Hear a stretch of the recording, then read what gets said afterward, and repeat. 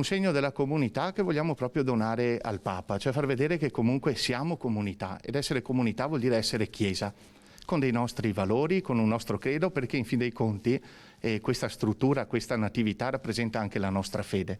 Da Gallio alla Città del Vaticano, questo il percorso del presepe a grandezza naturale ideato a Natale 2020 dal gruppo giovani della parrocchia di San Bartolomeo. L'intraprendenza dei nostri ragazzi, la speranza e la voglia di continuare anche dopo un tempo, e anche se siamo ancora dentro un tempo di pandemia.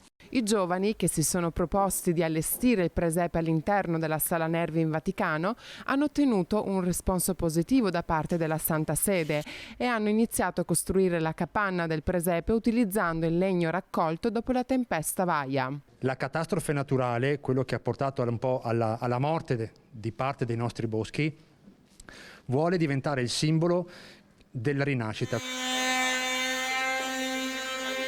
La capanna, che rappresenta il corpo centrale di tutto il presepe, è divisa in moduli facili da smontare e rimontare. Al momento è in fase di costruzione e verrà ultimata in un mese, mentre invece le statue, anch'esse in grandezza naturale, sono già impacchettate e pronte per essere spedite a Roma. Così l'altopiano rinsalda il legame con la Città del Vaticano e il Papa. Un prestigioso traguardo dei nostri giovani, i nostri giovani che come gruppo parrocchiale di Gallio hanno saputo credere in un percorso formativo, in un percorso particolare, hanno segnato una strada importante che siano di esempio anche per gli altri giovani che seguiranno qui a Gallio nella nostra comunità parrocchiale.